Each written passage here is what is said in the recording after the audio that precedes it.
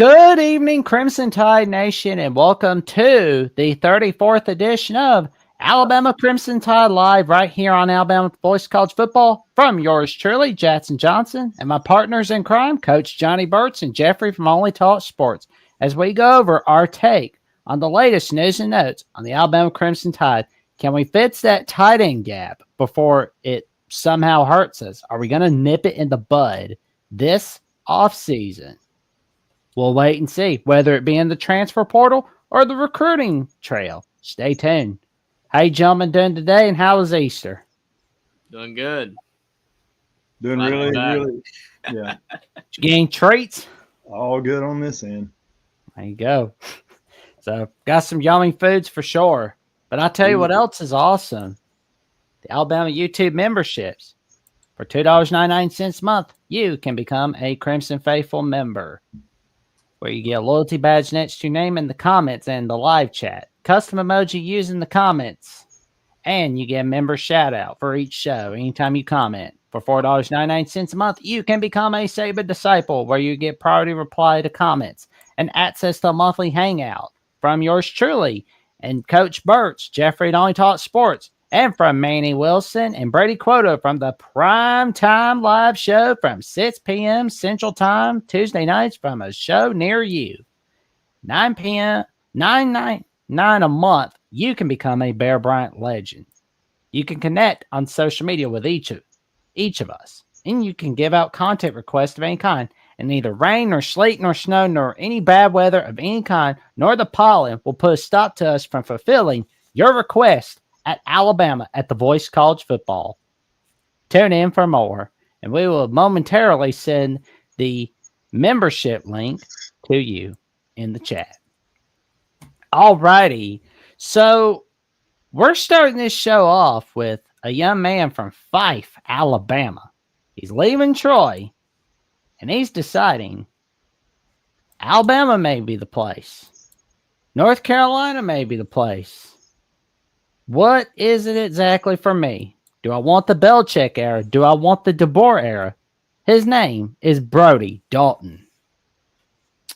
And I can tell you right now, it's going to be interesting to see what he can bring to the table, because we need tight ends badly. And he's supposed to visit us on Wednesday, and he's going to visit us on, North Carolina on Friday. Mm-hmm. I mean, I'm thinking that girlfriend had a little something to do with that.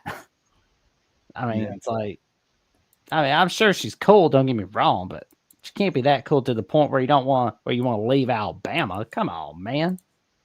No, and I remember Brody in high school, and watching Five. Five did a great job. They've had a great run over the years with tradition in football and winning state championships and that kind of stuff. And it's a great program. If you're not familiar with Five is not far from Fort Payne, Alabama, which is northeast Alabama, just south of Chattanooga. And Five's been a really, really good football school. It's a small school, but they do a really good job coaching them up. And they had a great coach, Coach Hofstalter. He had some German name, Hofstalter or something like that. And he was a great coach for years and years and years. And I always heard this funny story about him that he was coaching, and it depends on where you're playing and the type of stadium. But Five at that time had just the bleachers where it was nothing underneath, just blank space and all that kind of stuff. And supposedly he was chewing out referees one game, and he got kicked out of the game. Literally got kicked out of the game. And so what he does is he runs behind the stadium and he crawls up underneath the bleachers and he's screaming. There's a fence separating the bleachers from the field and the coaches, and he's screaming, hey, hey, hey. And so players turn around and look, and there he is or whatever. And then he's like, get this, coach. And then so they're tapping on the coaches. So the coaches turn around. He's like, run the sweep.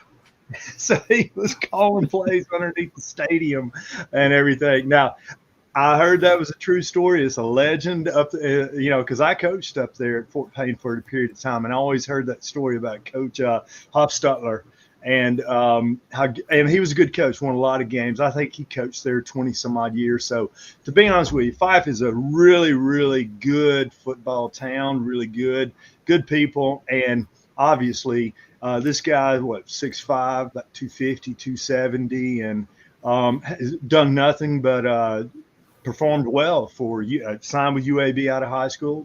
Troy played there, and would be a really, really strong addition to the team. And he's local. He's an Alabama guy.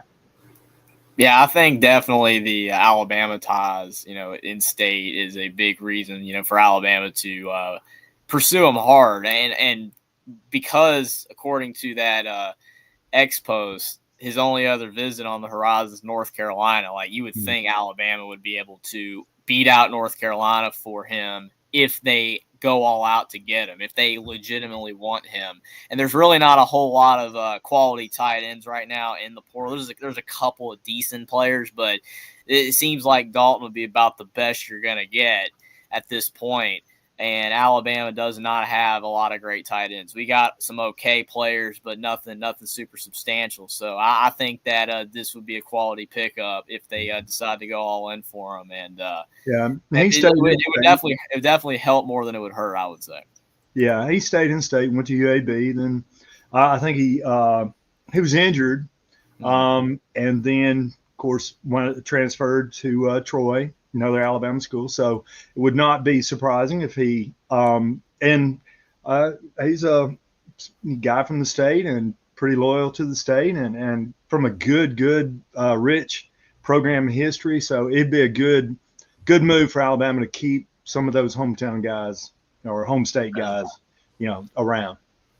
Agree, because I mean, if he was to go to Alabama, it would be huge for him. Like, especially for the 2026 NFL draft, when they come calling, they're gonna. There's always that one team that needs a draft steal at tight end. He'd be great. And for being from Fife, I mean, Fife's a great football school. I mean, but guys, I mean, it's small. It's small. And chances of you producing an NBA star, an NFL star from small town is quite remote. It happens. Don't get me wrong, but it would be good for him to be able to when you're old and you wind up back home in Fife, you can say I played for the Tide. Absolutely.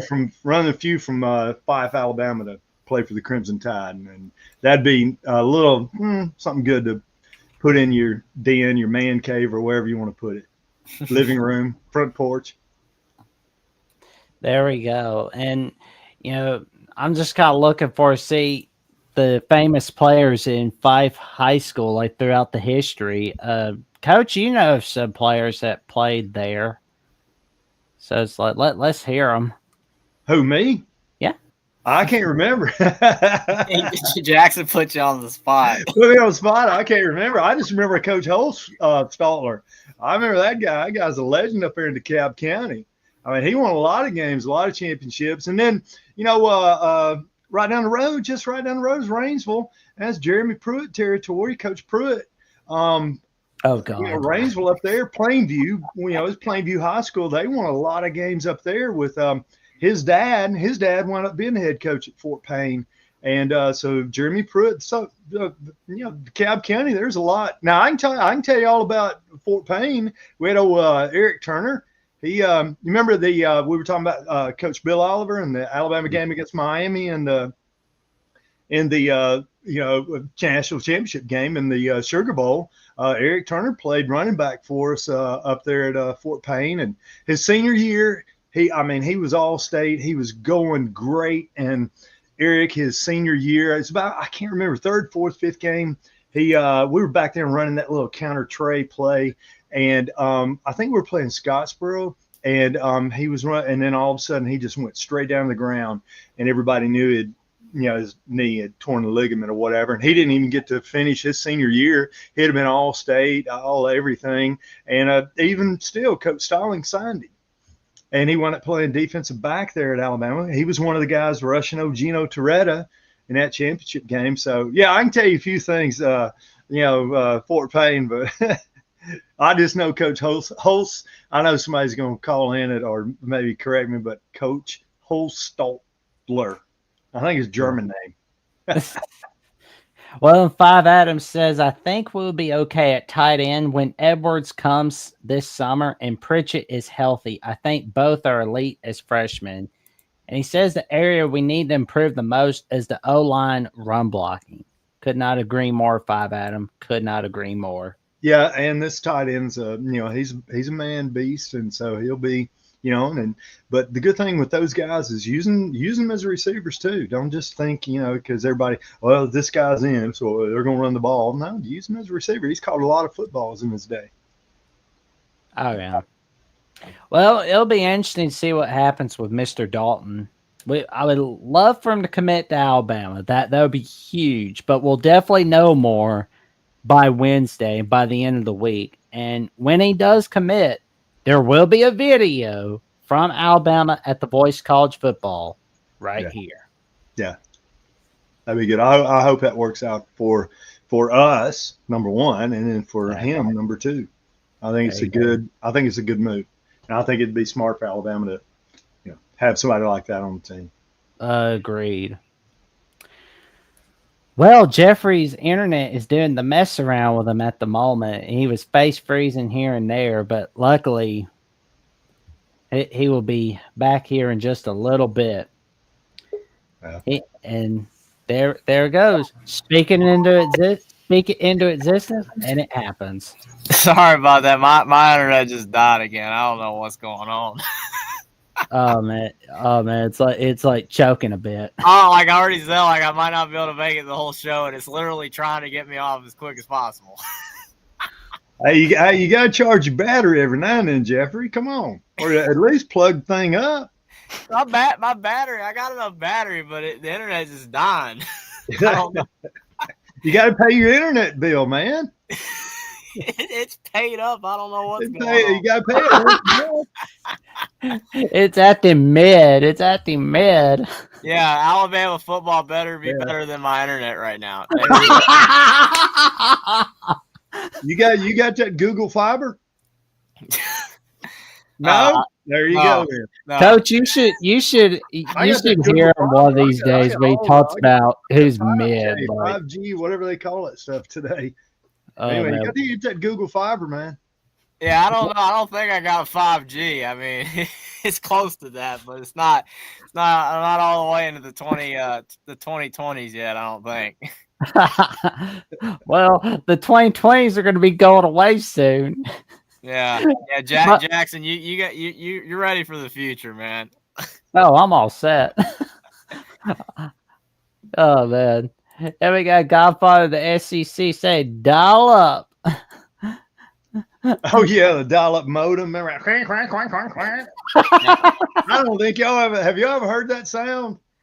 Oh, I think so. Yeah. Yeah. Our generation, we grew up without the internet, and so we were there when it came through, and we had that dial-up phone modem, and it go. Well, you're in the dark ages. You ever heard of that word modem? Yeah, modem. I actually I have seen a modem. I think my family had one when I was young. I mean, me and Jackson. I mean, we're not that like young. Like, I mean, we're not old either. I'm not trying to imply that, but like we remember some stuff from the past generations. But I mean, that old technology was so iconic, though. Yeah, the You Got Mail. I remember You Got Mail.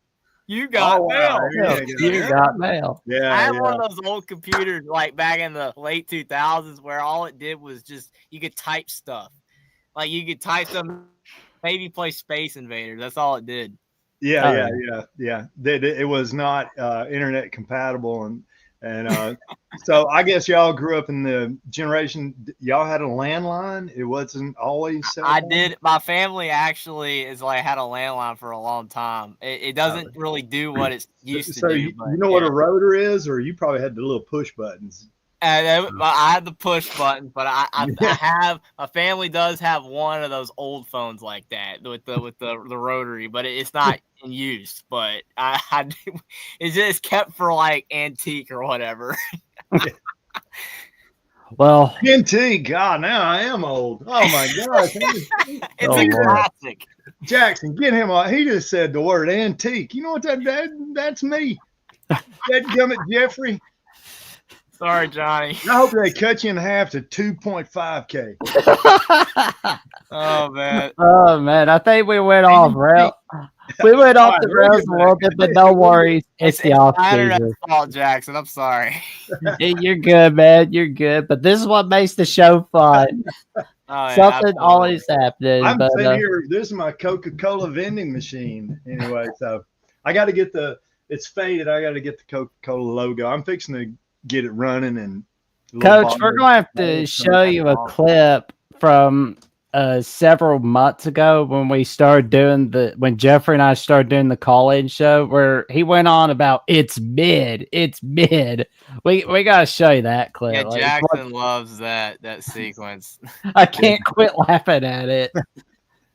Like, I don't know which is funnier, that or hearing the Diesel Freak saying like George is gonna barbecue Alabama. What was it? He was like that they're gonna hurt us or they're gonna barbecue us. I don't know, but it was funny. hurt us. They're gonna hurt you. He wants that Bama meat. Yeah. Well, I'm gonna tell you. Hey guys, I've had shark. I've had squirrel. I've had turtle. I've had fish. I ain't ever had elephant.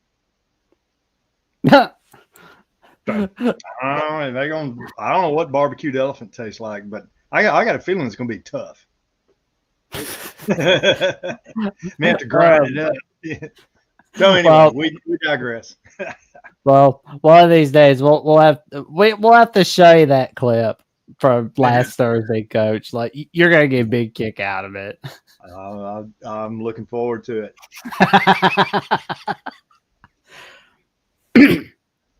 All right. Huh? Back to football. Yep. All righty. We are back at it with the internet dropped Jeffrey off. Oh no. This is gonna be the outtake of the off season.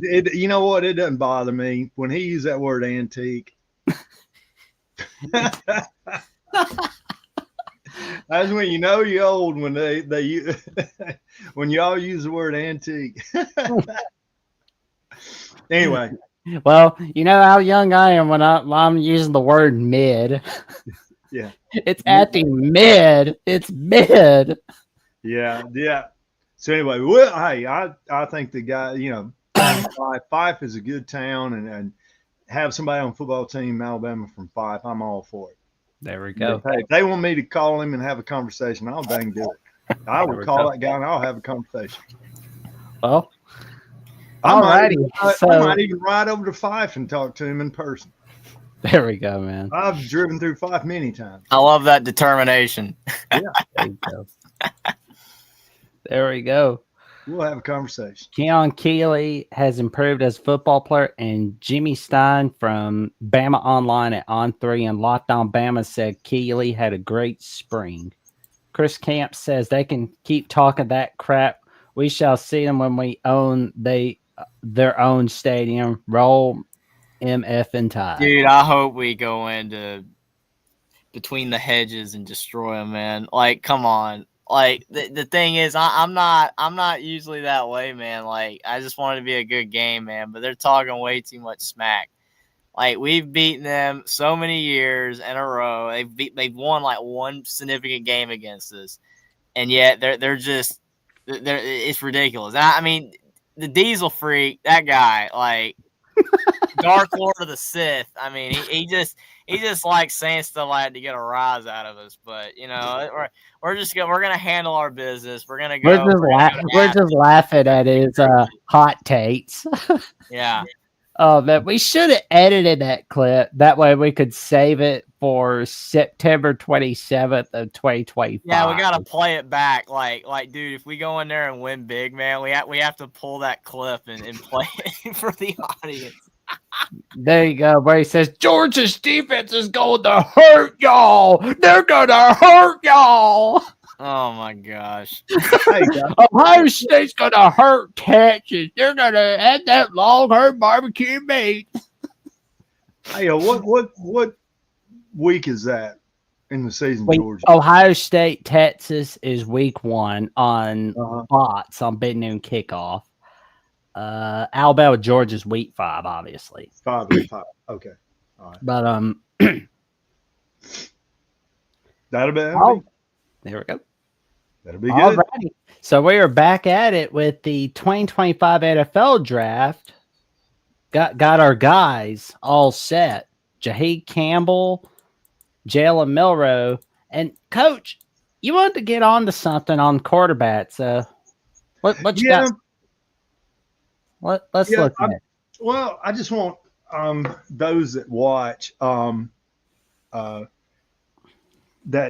I've coached quarterbacks. That's really was my little thing there for a period of time. I of course played football, coached it a little while, and then worked with quarterbacks. And I was always one of those big on the fundamentals and starting from the basics.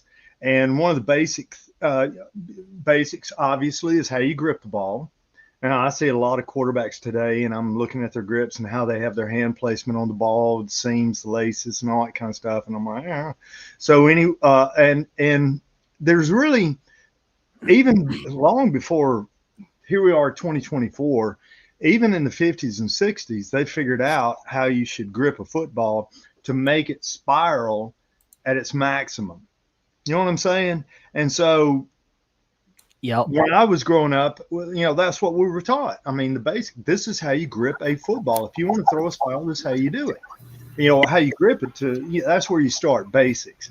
And so now I see a lot of kids and, grips are all over the place and stuff like that. And I'm like, has anybody, if you want to make the ball spin, there's, limited options there with regard to grip and release. And so that's the first thing I look at when I coach quarterback. I'm looking to show me how you grip the ball.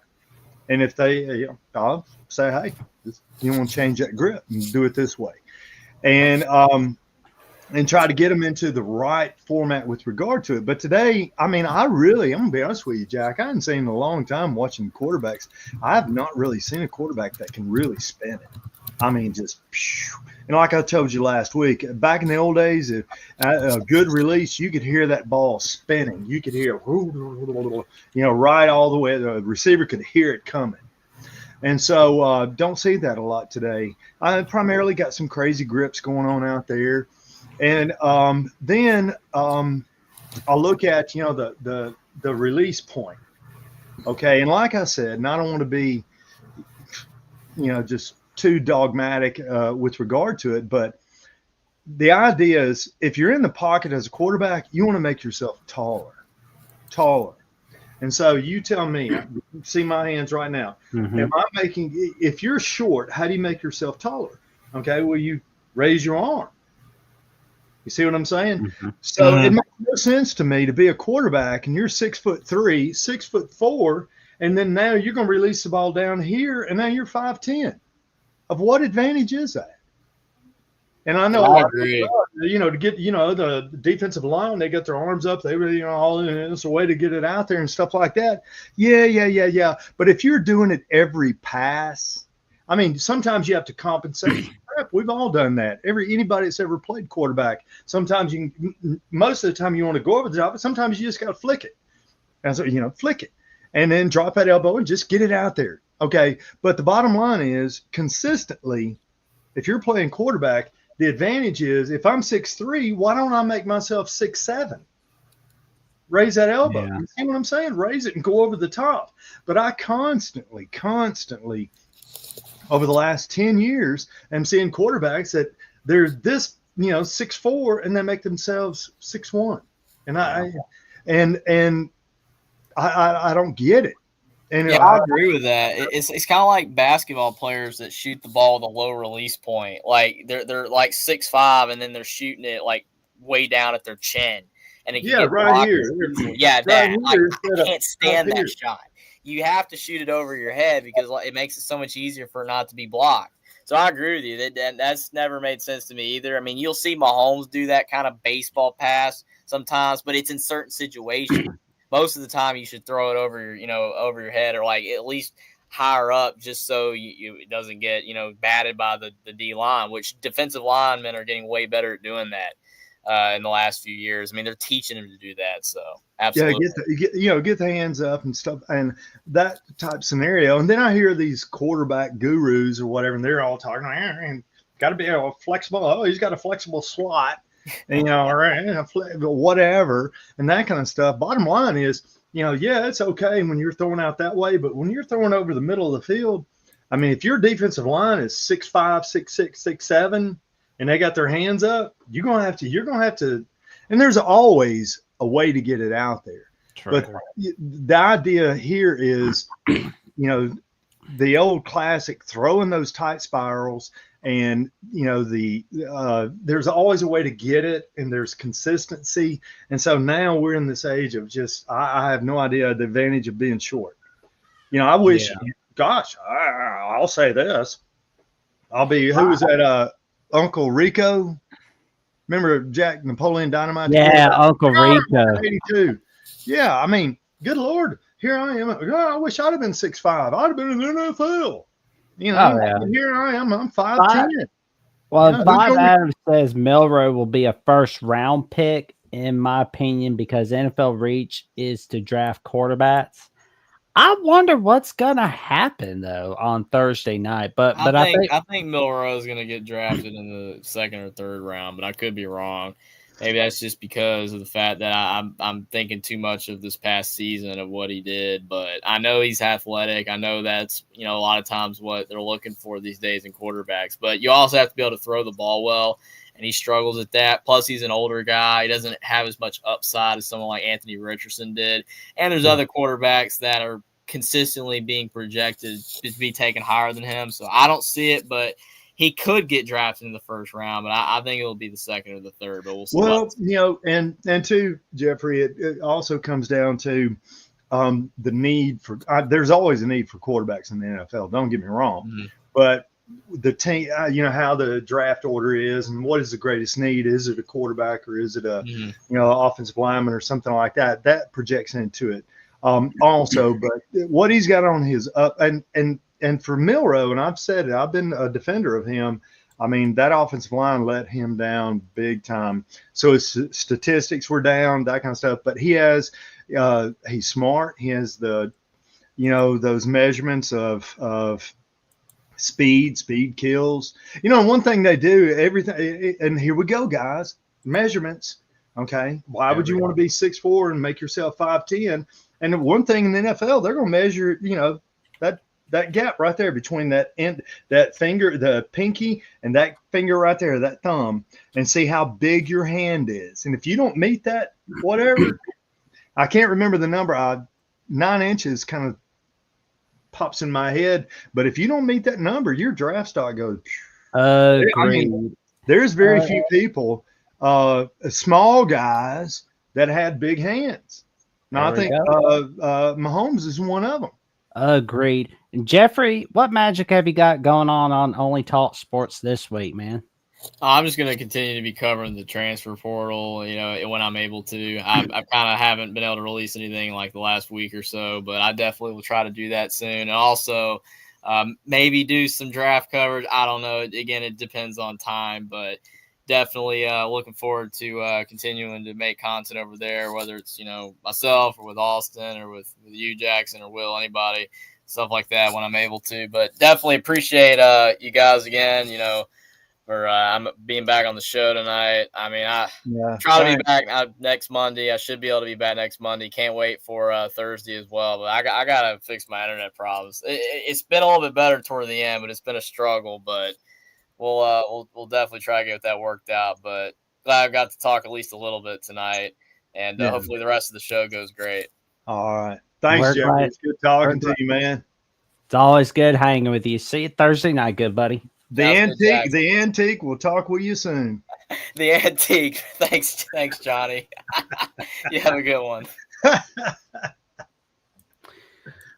All righty, so we got the rest of the draft eligible players. Got Jaheed Campbell, Tyler Booker. He should be number one. Is Campbell number one? Yeah. Yes, he's the best player out of the Alabama draft eligible players for 2025 for NFL draft. He's at number 35. Is that God? Yeah. And no Alabama player is going in the first round. Let's see who's number 35. Come on. Wait, let's see the first round. Yeah, we got to see. That's going to be a long time since that's happened. Oh, man. Well, Travis Hunter is number 1. Yeah. That's obvious. And he's made point clear. He wants to play both ways. They got McMillan at 10. Good grief. Wait, go to all for over there, and let's see. They should have that first round. Yeah, over there they've got the first round listed. Uh-huh. All right, so go scroll back. It'll say how many players, teams. All right, so they got Ohio State 15. There you go. All right, Texas 13, Georgia 10. That's low for Alabama. It's been a while right there, and Ole Miss in front of Alabama. Wow, that's interesting. Well, it's the first draft since 07 where we don't have Coach Saban involved in it. Yeah, there you go. It still feels weird though, but it's fun seeing him on game day. But at the same time, it just feels kind of weird. And I'll give Coach Sabor. I mean, I'll give him a pass. I mean, he came in; it was totally unexpected. He didn't have that great recruiting time. You understand what I'm saying? Saban had already in the fall been recruiting, and then he retires. And then all of a sudden spring, he's been recruiting for Washington. All of a sudden, boom. And so, can't fault, you gotta, he's still not had enough time to make his mark, plant his stamp on, Alabama football. So, Saban came in with all that, who's that girl at the airport? Remember, she's bowling. We're going bowling now. That's taking me a little bit. Oh, okay. Well, anyway, we'll have to find that old clip where this woman goes off and he's landing in the airplane and she's out there. Oh, we're bowling now. She's running out there trying to hug him and kiss him and all that kind of stuff. So anyway, that was way back, 17, 18 years ago. So it's going to take some time, but go back. Let's see what they've got projected. Let's see. Oh, come on. Is Shador going to be the first quarterback? That I've got a feeling that's where they're going to be heading. Either that or they're going to go with Cam Ward. He's the sixth best. Okay, so find quarterbacks. You're in conferences. Well, you can find it there. Travis. How do they have Travis 1 and 2? That's nuts. 1 and 2, huh? Those are good 40 times. I figured 100 would be maybe a little quicker, but no, that's him. 1 and 2. Oh, what am I looking at? It's Travis Hunter, both of them. Oh yeah. Oh yeah. So he's like the best whatever this and best that. Okay. But I wonder what Jaheed Campbell like. I wonder what would be the best fit for him. Some people are saying the Browns or Colts, something like that. But well, he's a leader. He's a good player. I figured he would go first round, but I don't know if that's going to happen. But he's got good speed. Look at that 4.52. Man, that's pretty good right there. Tyler Booker, 5.38. Of course, you don't have to be that fast to be, a guard. And Jalen, look at Jalen. That's 4.4. Mm-hmm. And Travis Hunter, he's running the same speed as Travis. There's Malachi. So Burnett was a very good, consistent punter. And I think, of course, people aren't going to spend draft picks on. It's very rare to spend a draft pick on a punter. You can get them in free agency and that kind of stuff. I like Q Robinson. He did a great job, and he's got a good time in the 40 right there at 4.6. That's pretty good speed for a linebacker. Dupre, It's good speed right there. Measurements 6'5". So I mean, these are pretty good, solid players.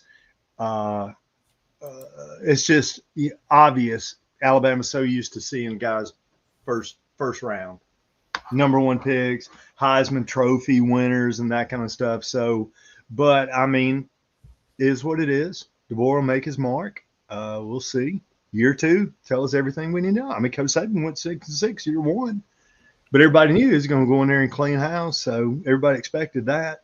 So, oh yeah. I'm curious to see who's going to get burned up, because there's always somebody that needs a punter, and there's always somebody that needs a tight end. Because we got Robbie and CJ. So that'd be pretty cool to see who gets them. And I wonder if the Chiefs are going to draft Tyler Booker, to be honest. Like, cause that would be cool. Like, he's on a winning team. Yeah. No, it comes down to number. The Chiefs will be late in the first round. So, and then you have to really study if this, you got to really, and then that's what Mel Kiper and these guys do. They study needs and players that that are retiring and leaving and they've already been traded, blah blah blah.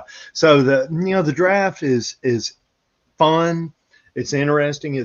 What the best thing about the draft is looking at the players, the numbers, speed, size, strength, looking at those, the numbers, the mathematics of it. And so because they're very, very accurate. They're not going I remember being, how media guides kind of they just post whatever numbers, and I remember, and they didn't. I'm 5'10", always been 5'10". I'm 5'10", and when I was in high school, when my senior year, I weighed 150 pounds. 5'10", 150, and they had me in the program, the high school program, at 175. I don't even weigh 175 right now. So the media guides, they kind of blow it up. I'm sure, I played at Delta State. They blow it up, and I'm sure Alabama blows up the numbers and stuff like that. But that NFL combine, they don't blow those numbers up. They're going to give you the exact data. So you read and you see all these high school whatevers, and they're number one, and this is his stats. He runs this. But with the combines, the one final destination, the actual numbers. And then sometimes you get your feelings hurt because you heard this kind of, all these years or whatever. And what's up? Ain't even close. Oh, yeah. Yeah, I mean, I'm curious to see what will happen Thursday and Friday night. Because, Thursday night is going to be round 1. Oh, yeah, that's a waste of time. All the hats and all that kind of stupid crap. I wish they'd get it over, all that kind of stuff. And pomp and circumstance and all of that. Let's get on with it. And they drag it out and they give all this time. Hell, you know who you're going to pick. I mean, you don't sit there and they go to the media room and they go to the war room, and they're all sitting there and they're all just drama queens and shit there. I mean, excuse me, I didn't mean to say it. But I mean, crap, they already know who they're going to pick. They're going to drag it out 15, 20 minutes. And I know they're over there making deals. You only trade. Oh, we'll trade up. We'll trade it. All that kind of crap. I mean, come on, man. This year, they should have done that before. Well, this year is going to be the first time in quite a while that all 32 pits are just kind of sitting still as of right now while we're filming this. But I've got to feel there's going to be some trade somewhere. There's a sucker somewhere. Somebody's going to mortgage their future on somebody. There's always a team that will. Here's the deal, Jack. That decision's already been made.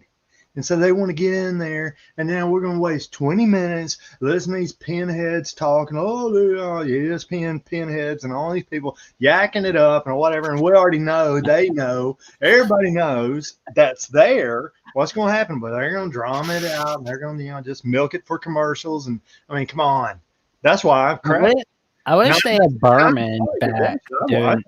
I watched the cut-ups. I wish they had Berman back doing that stuff, like doing because I mean that'd be fun seeing Chris Berman do it once again. But Yeah. I like Reese Davis too. He's all right. Yeah, But pretty good Kirk, guy, Alabama guy. Hey, is Berman still with us? Berman is still at ESPN, but he's just a contributor to Sports Center. Like he does NFL primetime on ESPN Plus. He hasn't done like the home run derby since 2016. He hasn't done full episodes on Sports Center since 2016. But I remember his wife passed away, didn't she? Yes, his wife died in a wreck in 2017. I remember in 2018 they had him start off Sports Center doing like NFL highlights in 2018, where it was like once every 3 weeks. And I remember like Herm Edwards was doing the Blitz with him on Sports Center in 2016. I wish they'd bring some of those guys back and I know, right? Just hear the voices, let them do it the way they did. Just one like Booger McFarland. Let them do it the way they did it back in '85. Like Chris Berman and Booger McFarland, that feels kind of like Roger Ebert and the other guy, but like Chris, but whereas like Gene Siskel, Roger Ebert, but it was just like random dude with Roger Ebert, but Richard Roper's his name. He's still in business at the Chicago Sun-Times, I think. But I like Tom Jackson. That would be awesome if he came back to do NFL primetime, but I don't know if he does, but we'll wait and see. But it'd be nice for some of us to remember it, the good old days. Thank you. All righty, we've got some recruiting updates. We got a Florida wide receiver who's got Alabama in his top 5. Samorian Wingo. He's from St. Augustine High School. He's got I'm in St. Augustine. Oh, nice. We got Bama, Florida, LSU, Miami, and South Carolina in his top 5. And as in January, he previously told Touchdown Alabama he was very interested in the Crimson Tide. He says, it's Alabama. It's a great program. Everything is great. They produce good players all around. It's just a great team. He's 6'3", 180 pounds, and he's shown the ability to make contested catches on a consistent basis. Hey, wasn't old Mac Jones from St. Augustine? I think so, yeah. Or let's see. He's down there. Yeah, this young man finished, I think they meant the type 2024, but anyway, with 79 receptions, 1,119 yards, and 14 touchdowns. So here's this young man. We've got some highlights for everybody. Yeah, spread it out. Let's see. Oh, we got this little circle thing. That's a blown coverage right there. Where are you, free safety? Free safety. Oh, and they got smoked. Come on, number 6. Is that number 1? Come on, free safety. Love it. All right, so here we go. 2-line, double line. Man. Oh, they were grabbing him by the collar. Yeah. That's height. There you go. Size. Oh, there you go. Boom. Yeah. DBs, you got to get your head around. There's a point you got to turn your head. See the ball.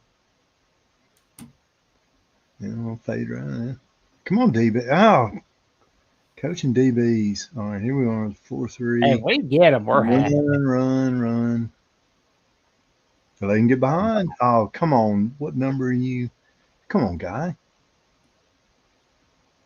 All right, so we're going to jam him right here. Oh, he just let him release free. I mean, come on, run that back. Come on, DB. I'm on this DB. Anyway, come on, run it back. Come on, DB. Never got his hands on him. Jam him. Come on, get your hands on him. Hands on him. They didn't even get his hands on him. He just released him free. Terrible. All right, let's look at this guy. You going to get your – no, he didn't get his hands on him. No, he's fast. He's too fast for him. Yeah. You got to get your hands on the guy. All right, so now we're playing soft. All right. So, Nobody's getting their hands now on we him. got to have a little rotation. Come on, what's going on back there? That's Um, yeah, he got lost. That's why I would like the end zone, the camera from the end zone. I don't like these press box shots. I want to see the camera in the end zone. All right, run sure- that back. Oh my gosh, here we got an over the top coverage, cover 2.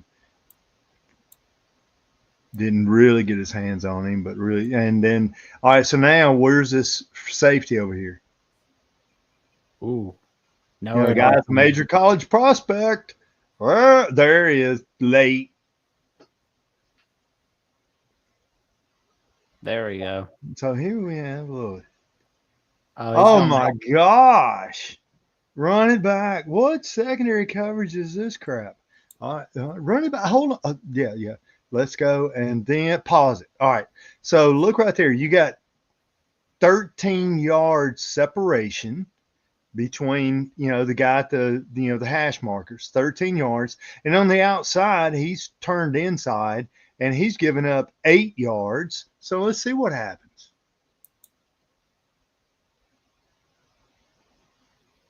No, he comes. What communication is this? Come on, DB coach. Come on. Well, I think they got you your way. Running back. Oh man, it's crazy. Let's see it. Oh, boom. He got it. And so here we go. I would love to get this young man. No hands on the guy there. He runs No straight. hands. Ridiculous. Run it back. I mean, who's coaching these secondary guys? I know we're supposed to be watching this guy, but look at this. Look at the second. Look, he just on his heels. I think they're scared. They're scared of him. I never backpedaled. All right, so there he is. Oh, look at this. Looks tough. Got his hands on him. He's like never turn back. Never turn back. He's like the gunfighter that everybody in town is scared of. Boom. DB never knows where the ball is. The art of being a defensive back is you got to know when to turn your head. Now, poor tackling there. That's just poor tackling. Yeah. All right, so we're soft right here.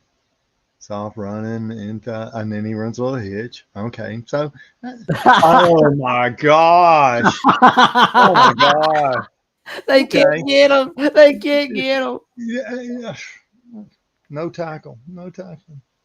Oh, he's about to pass. Boom. I don't think anybody wants so we got trips over here up top.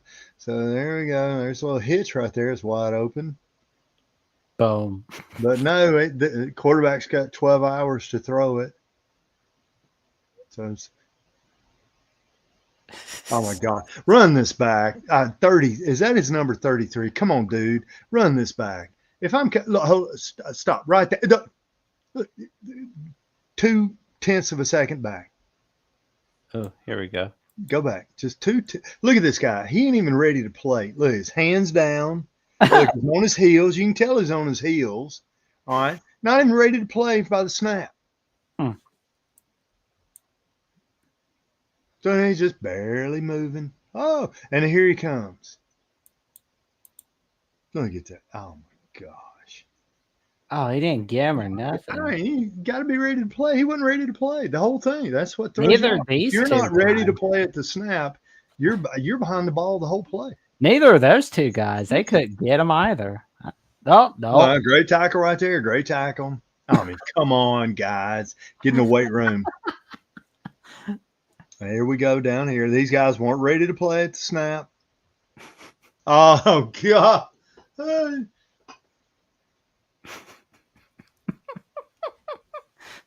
First down. I mean, obviously, they're going to put plays out here that make him look good and stuff like that. But I'm sitting there, my deal is why are these other teams making him look so good? Here we go. Oh, he just falls over. Yeah, here you go. Face plant. Like a skateboarder.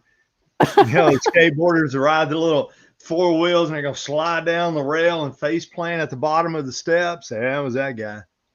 Oh, yeah. Here we go. Oh, no. Bubble screen.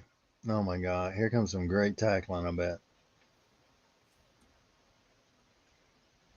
I wonder if he's going to do a little. No, he's not going to do. All right, so man. run this back. He Run this could back. get him.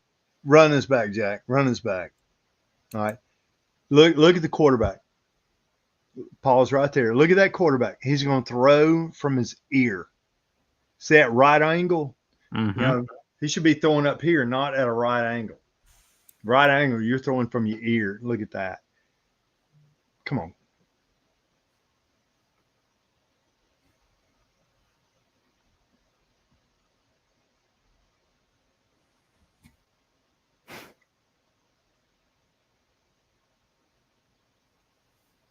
I mean, where's this guy from? He's from St. Augustine High School. I won't say it. I won't say it.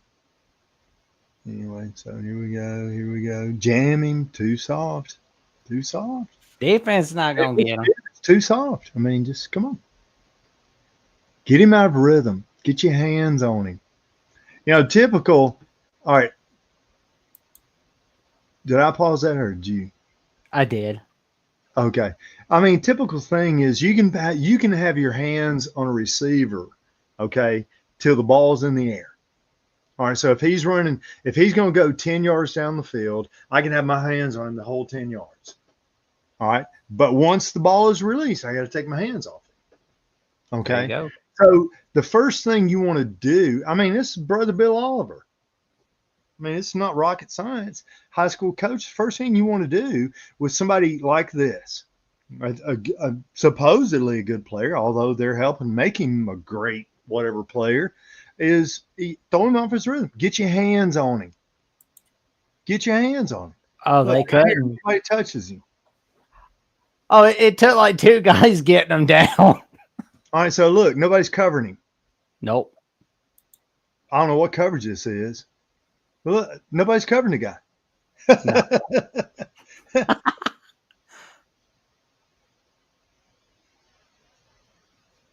We need to see like what he can do when he's double coverage. Exactly. I mean, but obviously they create these highlights. They're not going to put, there's some teams out there. Let's see if somebody jams him. There's teams out there. There's your corner. I mean, that right guy in the middle of the field blew it. Unless they had something called, he had his hands like, what? Wasn't my guy there? He just run that little inside, whatever. Run that one back. Last one, yeah. Run that one back. Here's classic. Open it up, expand it. All right, that guy playing number 4, is that his number right there? That inside strong safety, we'll call him right now. All right, watch him. He doesn't put his hands on him. He just. No, look at those hands. Tag, you're it. Run it back. Oh God. Tag, you're it. Watch this guy. He just barely touches him. Tag, I mean, you want to jam that sucker and bloody his nose. He just tagged, you're it. That's too funny. Tag, you're it. Hey, I'm gonna put my forearm in that sucker's face mask, and I'm gonna rock his friggin' world. And that goes, tag, you're it. Tag, you're it. That's too funny. I mean, come on. Tag. Bam. Knock that sucker off his little ropey dope. I mean, oh my God. It's too funny. Don't be too rough on him. That won't be too rough. You got to knock them off their route, and you got to piss them off. One thing you can do as a player is, just by being physical, bam, you can piss them off. Now, some guys, when you piss them off, they're going to get all whatever, and they're going to play. But then some guys, they're prima donnas. You jack them in the jaw, piss them off. They just go in a little, hissy fit panic. But they're scared of Ringo. And if we can get him, that's a win right there. I want him. I want Alabama to get him. Well, I want to see some of these other plays where somebody got in his little, under his stash. See, that's the beauty. And here's the thing: when you're recruiting, okay, believe me, Jack, what we're watching, that's not what coaches are watching. They're watching complete films. Yeah. You know what I'm saying? They're watching every play. You understand what I'm saying? I'm watching every play. And I'm gonna find out when they're not going on a highlight film that they put out here and On3 and Rivals.com, all that kind of stuff. They're not gonna put a play out there where the guy was a turd, got a 15-yard penalty because somebody shucked him under the forearmed him. Bam. We used to call it that. Hey, we used to call it that forearm shiver. Bam. Did you see that? Yeah, we call it that forearm shiver. Put it right under their chin and their chest, and then they're not going to put those plays where all of a sudden they get that forearm shiver and somebody gets in their crawl and then they act a butt. They're going to put all these, whatever, all American plays and stuff like that. And then, but when you watch stuff like this, somebody like me, I'm like, oh, why are we making him an All-American? Show me some plays where he's actually having to do something. Yeah. Yeah. Well, we got a young man who is going to make a decision on where he wants to go. Oh, no, not this young man, but this young man on April 29th, Mr. Caden Harris, who is a 4-star defensive back, is going to make his commitment. He is from Hayward High School in Brownsville, Tennessee, and he's going to choose between Alabama, Auburn, Georgia, Missouri, Notre Dame, and Vanderbilt. Alabama has hosted him multiple times, and they've continued to recruit him. He says they thinks that Alabama is really good. He loves the culture. They're still the same. Everything is pretty much still structured, and that is what he loves about the Crimson Tide. He feels like they got a lot of unique guys that he could learn from. He's 6 feet and 170 pounds. He's got long arms, knows how to use his length to his advantage. He appears to play with smooth confidence, with great ball judgment skills. All right, let's see. It's different when you're watching defense. Oh, great. Here we go. There we go. Let's skip the ad. Skip that. All right, where is the circle? Oh, we got that little. All right, so we got trips up top. What's he gonna do? Oh, intercepted. I mean, that's a terrible quarterback. I mean, it probably looks like it's raining. Probably ball's wet. Yeah, I see umbrellas. Well, everybody's scared of the rain. It's whatever. I didn't see him put his hands on anybody. So let's keep going. Oh, he's gonna return. Return a punt.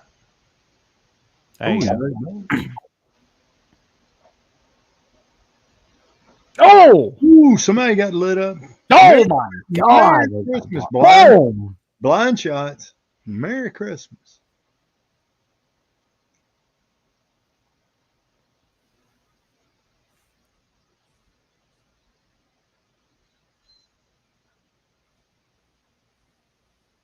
Oh my gosh. Is this? Oh my God. Are these guys really trying in the white shirts? Nah. I mean, come on. They're scared. They're scared of him. Outside. Is he a DB or a receiver? I think they got him playing both positions. Oh my gosh. What state is this? Tennessee. All right, good hands. Very good right there. That's how you run that back. Remember, this is the difference, Jack. Run it back. This is how you play defense. He's got his hands on him. Hands on him. Let's go. Ball's in the air. Bam. Boom. That's how you play it. That's the way you play it. All right, he's squatting in. Get your hand. Which one? Wait, go back. I was looking at the outside guy. Is he a receiver here or what? Oh, he's up here, receiver. Uh-huh. See, no hands on him. And that DB never looked back. Never had. All right, so here we are, free safety. All right, run. Well, that's wet. Look, it's rain.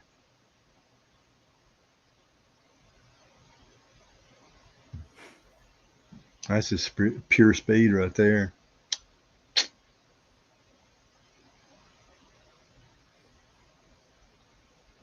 Hands. Right there. There's the difference. There you go. There's the difference. See the hands? Yes. He got it.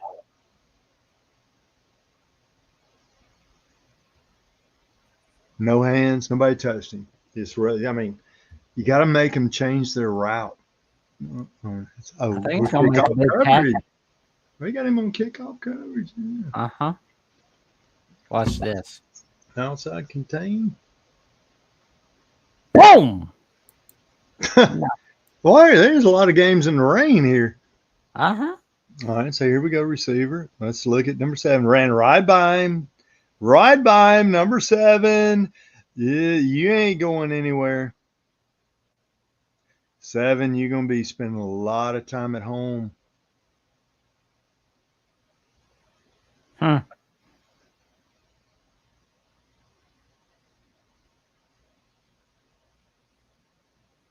There we go.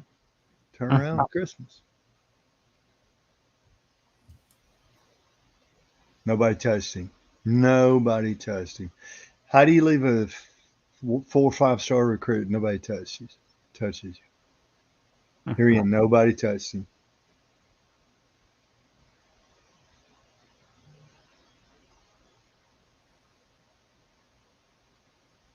There we go. All right, cleaning up.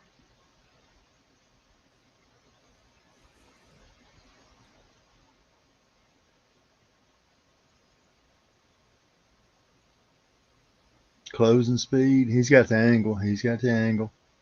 Yeah. Okay.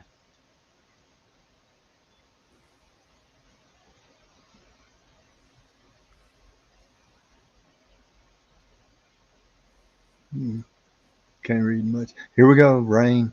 Oh, there we go. He's going to play some defense. No,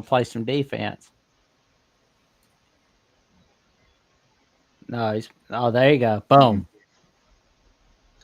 Zipping there we go. Rain. Here we go.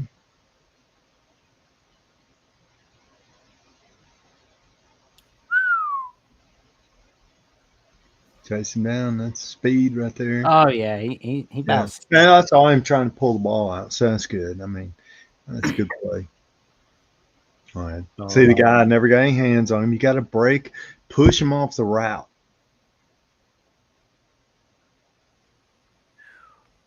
Soft here, soft coverage up top, little hitch, and boom. Nice tackle.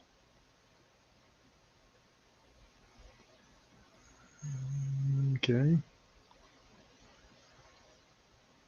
Flare pass. Boom. Load it up. I mean, see, he's got his hands on him there. And there you go. Swat it away. I mean, you can have your hands until the ball is thrown. So why would you not throw him off the route? See, the guy attempted to hands on, but he was off balance when he did it. Close. Oh, yeah. Keep your eye on the quarterback. That's key. Won't watch that play again. Here we go. There we go. All right, so he's watching the quarterback right now.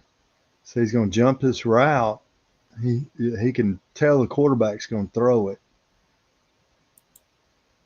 Straight read. He's reading it. Boom. Yeah, jumping that route. Boom. Yep. Quarterback's telegraphing. All right, up top. What's this DB? Ah, crap, lost it.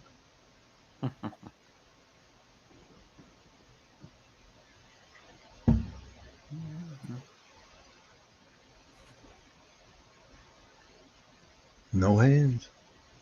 See, winds up, Jack, there's an art with regard to that certain players are able to perfect, and that is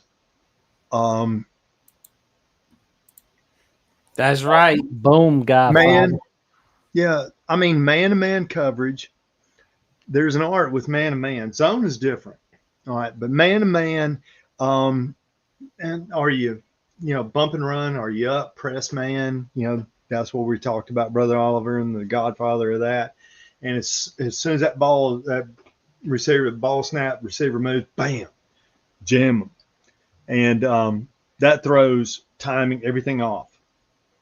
Because most of the time in practice, when you're practicing offense and you're running this quick little hitch, quick little route, there's no DB over there. So it's all timing. And so, but all of a sudden now, and the great thing you could do is rotate it. You line up like you're a zone coverage, and then all of a sudden you get up and they've got this route called. And so if you're zone, it works. But all of a sudden now, here's this receiver, and then bam, jam them. That throws the timing off right there. All right.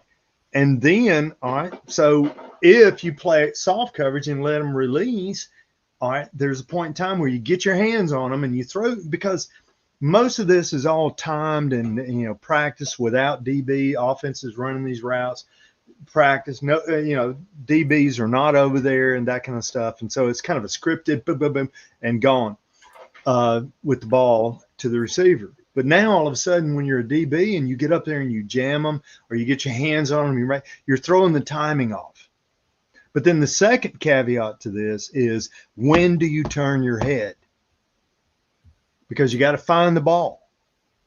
Okay. So as great, the guys who make the Hall of Fame, all this kind of stuff, they have that skill. They can do that, throw the route off, and then they know exactly. They can sometimes you can look at the receiver. When they turn their head, you turn their head. You turn your head. And now you become the receiver. Oh, yeah. All right. You know what I'm saying? I'm running man-to-man with a guy. All right. As soon as they turn I turn my head. And I'm looking now, I become a receiver too. And then let's just go for the ball. And so that's the rub of it. So some guys are able to do that, and some guys are not able to do that.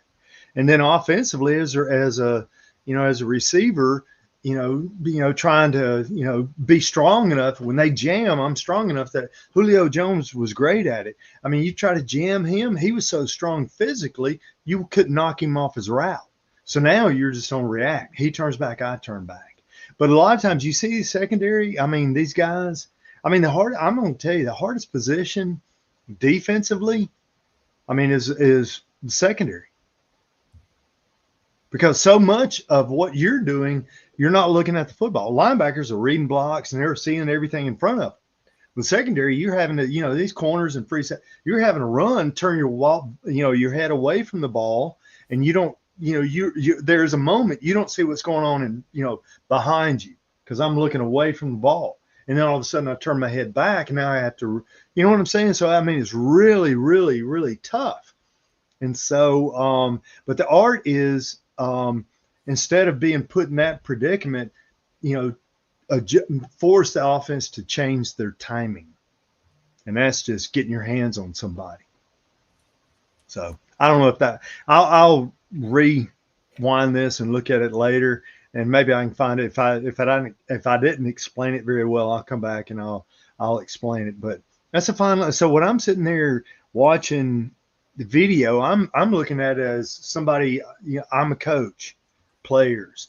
I see what they're doing, and I'm like, oh my gosh, I'm seeing it from both ends. I'm seeing a quarterback, I'm seeing a receiver, I'm seeing his defensive back, and that kind of stuff. And there's times where defenses make guys look All-American. Yeah, that's for sure. I enjoy watching more, defensive backs. I want to see them get their hands. I want to see them use their hands and see how they turn that, when they turn the timing, are they turning the head, that kind of stuff. Well, Coach, you're gonna be loving more of these highlights. Like that, they are coming to you for sure. All right. Well, I hope that made sense. I'll look back and watch it again, and if I need to, I'll try, like I was talking about quarterback. If you cringe at yourself, that means you're learning something. Yeah.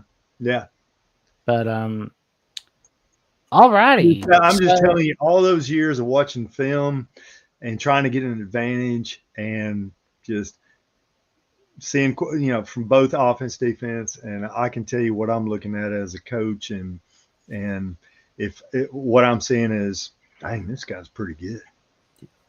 There you go. They got those skills that other people don't have. There we go.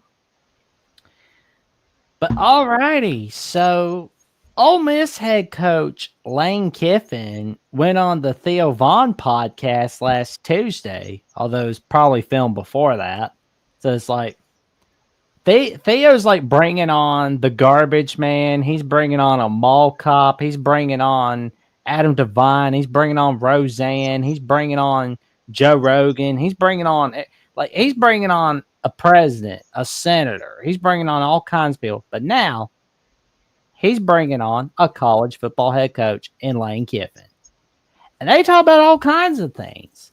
They talked about Brian Kelly looking like he was grinding on a picture, or like the little recruiting video where he's doing that weird little dance. They talked about the SEC rivalries. But most importantly, they talked about Nick Saban, his relationship with him, and whether we're going to see him come back to coaching. And he said, I'm not sure he won't come back. He's so wired all day long to do something for his entire life. He's not going to sit around and be a grandpa. That's not him. I wouldn't be surprised if he came back in the NFL as a head coach because he's so good at it and it's in him. I'm not sure he won't come back. Coach, what do you think about this? Like, you think College Game Day is for good for Coach Saban? I kind of feel like it is, but what do you think, Coach? And chat, feel free to comment on your take. Well, the one thing that I understand what Coach Kiffin is saying. I truly understand, and he understands. I mean, as a coach, you got that fire, you got that.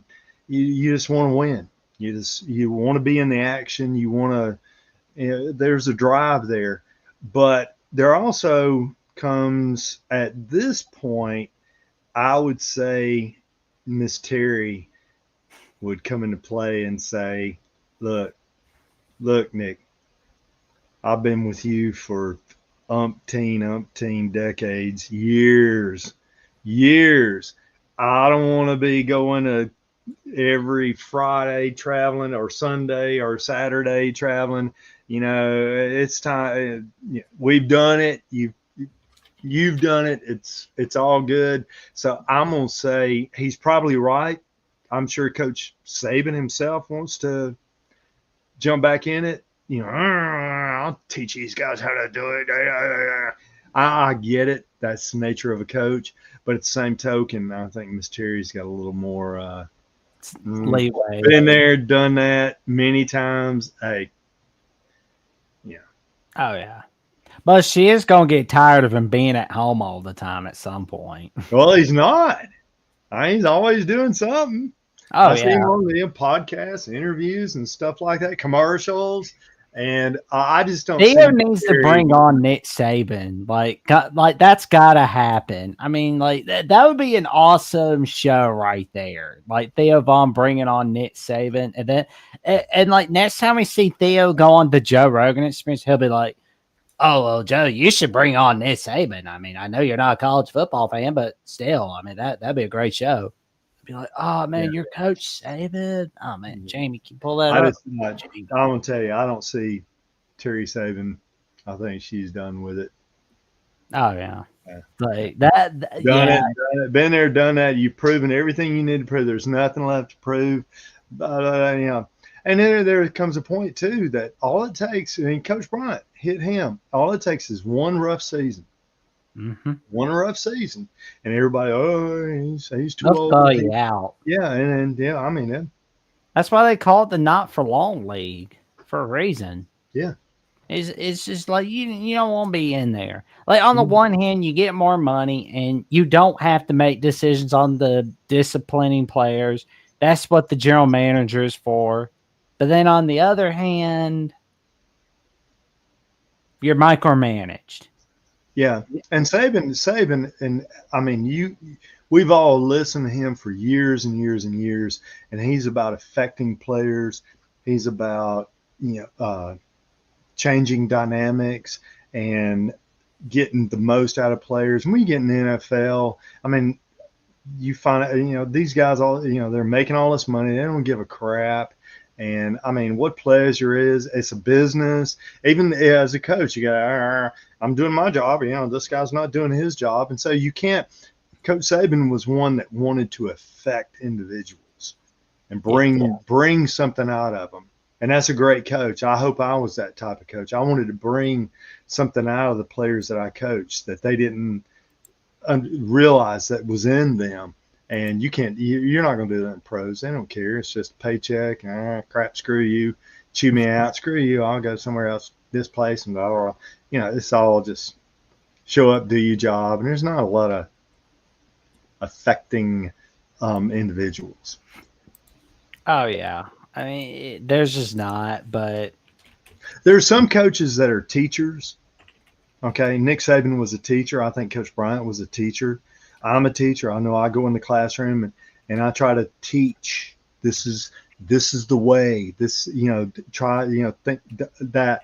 And then, but in the NFL, some coaches, they're not teachers. They're just like, we're paying you this damn amount of money. You do this. They're not teaching you anything about being a better person, being a better man, being a better father, being, that kind of stuff. And that's where, Coach Saban, Coach Bryant, they were those. Remember that old thing? I don't know if you ever seen an old clip, and Coach Bryant used to always say, first thing he told his players to call you mama. Yeah. Yeah. So there you go. I don't know if that makes sense. Today's world. Makes perfect sense. Crazy. But I got news for you. Coach Kiffin, Saban's done. I don't think Terry, even if he has I don't think Terry's going to let it happen. No, she's not. Miss Terry. Oh yeah, it's like no, that's just not happening. So no. So it was like but I mean the only places I'm wondering where we'll see Nick Saban on is whether he'll ever be on the Joe Rogan Experience. That's it. Like giving Joe some wisdom. Yeah, that's going to happen. That's going to happen. What about Coach Corso retiring? Ah, man, I hated that. I thought they were going to have him retire after Indiana, Washington. To be honest, I thought they were because like I'm sad to see him go, but it's just I thought that the whole reason they brought on Pat McAfee was that eventually he was going to take over for Corso. And then they got Nick Saban coming over for college game. You think Saban's going to put that little thing on his head? I don't know. That ain't going to happen.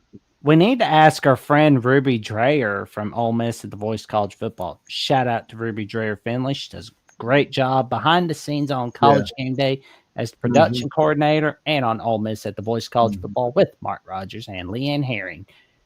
Yeah. I don't know who's going to, I don't know if, and they may just not do it. That's what a lot of people have been saying. I know like JD Piquel from On3 and Josh Pate from 247 Sports have been saying, the headgear should stay with Lee. I'm kind of leaning, but I know everything's driven by younger people. I'm old, that kind of stuff. But I mean, that was a tradition that was Corso. If they want to come up with another tradition, that's great. But that one right there, that was Lee Corso. Well, I know they had like Nick Saban putting on the mascot costume for Penn State that one week. I wonder. I don't see that happening. I hope he please, Coach Saban. Oh, he'll have a hissy fit. Why in the crap would you put that Penn State on? What you got? Alabama, LSU, you got West Virginia. Why would you want Penn State? I wonder what the new tradition will be. Like, I mean, that's something we're gonna have to talk about at some point. Like, because like, I mean, we know a couple people from there, so it's like we'll have to ask them. Like, just what's the new tradition looking like? What's it leaning towards? Yeah. We'll wait and see. But all righty, Coach, what have you got All going on right. in your adventures? I am doing the grind. I got a couple of days. I was today, tomorrow, and Wednesday doing the education thing, traveling, and hopefully having an impact with my youngins, the young ones in the classroom, and then that's about it. There you go. The final week to Working school. around the house. There you go. It's like summertime is coming. Summer vacation all over the place. Yeah, I know. I've been hearing some rumblings about my daughter.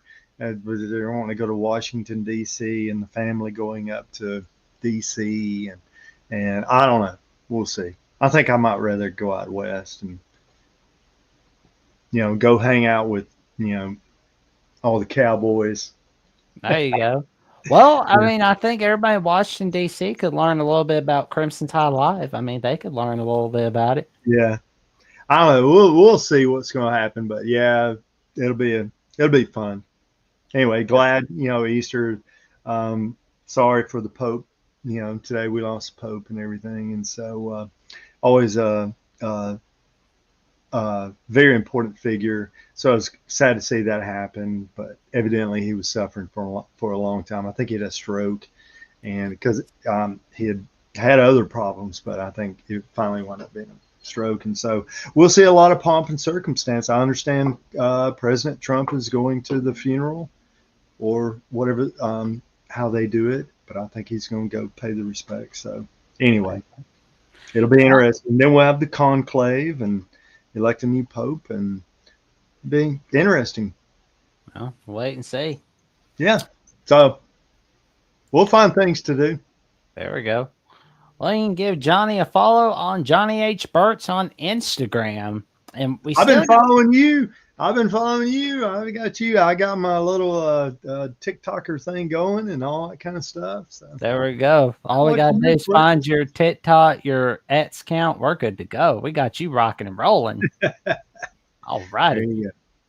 And of course, you can check me out on Ets, on Jats VOCFB, and on Instagram and Threads at JatsJohnson543908. And of course, you can check out my show, The Jacksonian, on Jats and Johnson 979 on YouTube.